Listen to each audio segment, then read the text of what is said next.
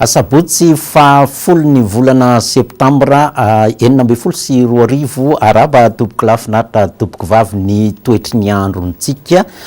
ny sary azo avy am'izana bolana andeha andrahoana manifinify ny aty amin'ny ilany atsinananosy ny faritra sisa tsy dia misy ahina firy nisy fianany ny tanjakilay anticyclone tato atsinanana tato vokatry ny fisin'ny tia front mandalo atao atsimo Madagasikara ity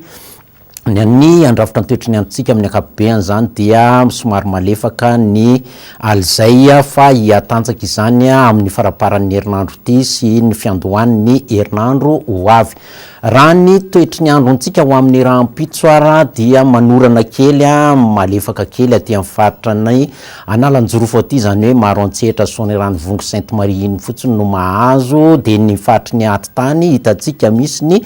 andianjavona na zavona mifandimidimby ao ny faritra sisa moa de maina amin'ny akapobeany marina fa somary mafy fitsokan'ny rivotra aty amin'ny tendrony avaratra aty Sava aty amin'ny tendrony avo amin'ny faritra avo amin'ny faritra ny tangoro tendrombohitra tsara tanàna iny torak'izay koa faritra manakaiky ny Tuléar sy Cap Sainte Marie iny. Toetrandro ny tolakandro mbola manorana manify hatrany ny faritra Nalanjorofo iny dia tsy misy ahina firy ny faritra sisa fa de maina amin'ny akapobeny fa ny rivotra no mbola mitoetra aty amin'ny Tuléar Cap Sainte Marie iny dia aty amin'ny faritra avo tangoro tendrombohitra tsara tanàna iny sy mahazo ny Antsiranana Sambava iny.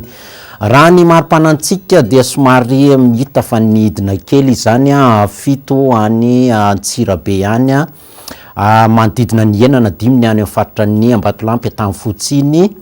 10 Antananarivo 1.20 Fianaratsoa 8.20 hatramin'ny 1.20 degré Celsius ny faritry Morotsiraka ny mafana indrindra 4.30 degré Celsius ny tazantsika ny Mahajanga any sy aty Tuléar aty ny faritry ny Avoantany 4.20 hatramin'ny 4.20 degré Celsius.